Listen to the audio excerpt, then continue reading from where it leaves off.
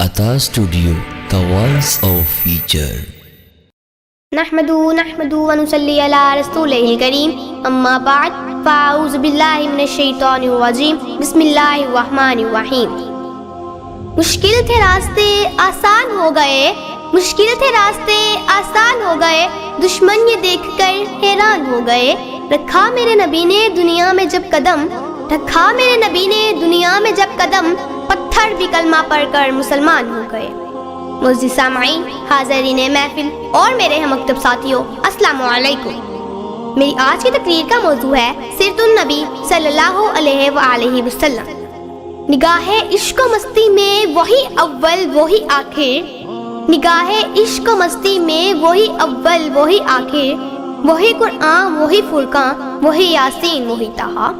معزز سامعین، جب مجھے یہ موضوع ملا، دل کھلا، دماغ سوچوں کا مرکز بنا، جسم کا رواں رواں تازہ لہو کی طرح تھم گیا کہ آج مجھے سیرت النبی صلی اللہ علیہ وآلہ وسلم پر کچھ کہنا ہے۔ جی ہاں، مجھے آج سیرت النبی صلی اللہ علیہ وآلہ وسلم پر کچھ کہنا ہے۔ جب میں اس موضوع کا تذکرہ کرتی ہوں تو مجھے طائف کی وادی میں پتھر کھا کر بھی ہدایت کی دعا دینے والے نظر آتے ہیں۔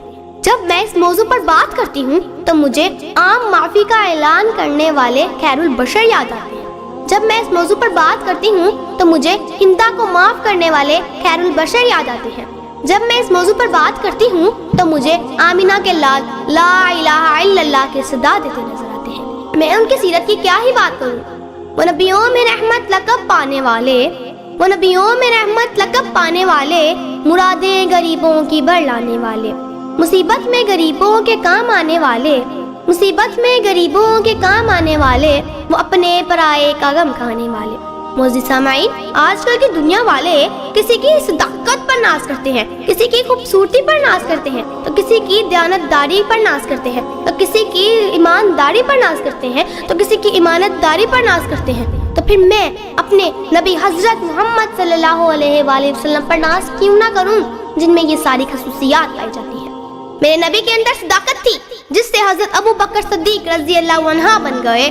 میرے نبی کے اندر عدالت تھی جس سے حضرت عثمان غنی بن گئے۔ میرے نبی اتنے بہادر تھے جس سے علی بھی علی شیر خدا بن گئے۔ معزز سامعین، تو آج عشق رسول کا بڑا دعویٰ کرنے والے گستاخ رسول کا ساتھ دیتے نظر آتے ہیں۔ میرے ساتھیوں، میں یہاں یہ بات بتانا بہت ضروری سمجھتی ہوں کہ عشق رسول کا مطلب یہ نہیں کہ بڑا سا چراغاں کر لیا جائے، جھوم جھوم کر نعت پڑھ لی جائے، بڑی بڑی تقریریں کر لی جائیں، بلکہ میرے نبی حضرت محمد صلی اللہ علیہ وآلہ وسلم سے محبت کا تقاضا تو یہ ہے کہ اپنی روزمرہ کی زندگی، یہاں تک کہ کھانے پینے، سونے، جاگنے، اٹھنے، بیٹھنے، پڑھنے اور لکھنے میں میرے نبی حضرت محمد صلی اللہ علیہ وآلہ وسلم کی پیروی کرو۔